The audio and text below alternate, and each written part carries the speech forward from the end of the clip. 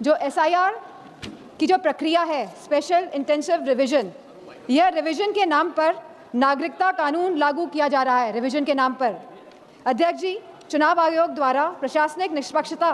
के नाम पर किया जा रहा यह कार्य हमारी नागरिकता, लोकतंत्र और संवैधानिक नैतिकता की बुनियाद पर सीधा निशाना है। जहां चुनाव आयोग को समय समय पर मतदाता सूचियों के पुनरीक्षण का अधिकार है और वह ये निरीक्षण करता भी है एनुअल समरी रिवीजन एएसआर के द्वारा, वहीं इस एसआईआर की अभूतपूर्व बात यह है कि एक ऐसी संस्था द्वारा नागरिकता का प्रमाण फिर से मांगा जा रहा है जिसे कानूनन इसका अधिकार प्राप्त ही नहीं है। अब तक चुनाव आयोग एक ऐसी संस्था रहा है जिसका उद्देश्य हर मतदाता को शामिल करने का रहा है, लेकिन इस एसआईआर के माध्यम से मतदाता को शामिल करने का यह सिद्धांत उलटकर बाहर करने की दिशा में तब्दील होता जा रहा है। जहां बिहार में एसआईआर कराया गया और लगभग 80 लाख वोटर्स को डिलीट किया गया और यह सूची आज भी उपलब्ध नहीं हो पा रही है कि 80 लाख वोटर्स आखिरकार कौन थे। वहीं एसआईआर के बाद भी अंतिम मतदाता सूची में लगभग 14 लाख से अधिक डुप्लीकेट वोटर्स पाए गए और इसमें भी लगभग 3.5 मतदाताओं के दोनों वोटर आईडी कार्ड पर एक ही विवरण दर्ज कराया गया है। अब ये एसआईआर की प्रक्रिया उत्तर प्रदेश में भी चल रही है,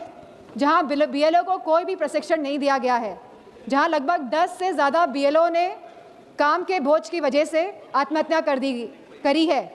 और वेस्ट बंगाल में भी लगभग 20 बीएलओ ने आत्महत्या करी है। तो कहीं ना कहीं जहां इन बीएलओ को प्रशिक्षण नहीं दिया जा रहा है और जिस तरह से ये एसआईआर की प्रक्रिया को अंजाम दिया जा रहा है, कहीं ना कहीं ये वोट काटने वाली प्रक्रिया साबित होती जा रही है। तो हमारी मांग है कि जिस तरह सत्ता पक्ष के लोग कहते हैं कि हम बिहार का चुनाव जीते, तो अगर आप वाकई में चुनाव लड़ रहे हैं और जीत रहे हैं तो हमारी ये मांग है कि आप सीजीआई को वापस अपॉइंटमेंट कमेटी में इंडक्ट करें और जो आपने सुरक्षा कवच इलेक्शन कमीशन को दिया हुआ है, आप इस सुरक्षा कवच को भी हटाएं। और इसी के साथ समाजवादी पार्टी की यह मांग है कि बैलेट पेपर के माध्यम से ही चुनाव इस देश में कराया जाए और जिस तरह के मॉनेटरी बेनिफिट्स जब चुनाव किसी राज्य में चल रहा है आप बैंक खातों में पहुंचा रहे हैं, तो मेरा यह मानना है कि कहीं ना कहीं ये वोट जो लोग डाल रहे हैं, वोट डालने में भी इसका इफेक्ट होता है, तो इसे बंद करा जाए। इन्हीं शब्दों के साथ मैं ये बात भी कहना चाहूँगी कि ये जो नागरिकता कानून है, जो ये एसआईआर जो ये लाया जा रहा है, इसे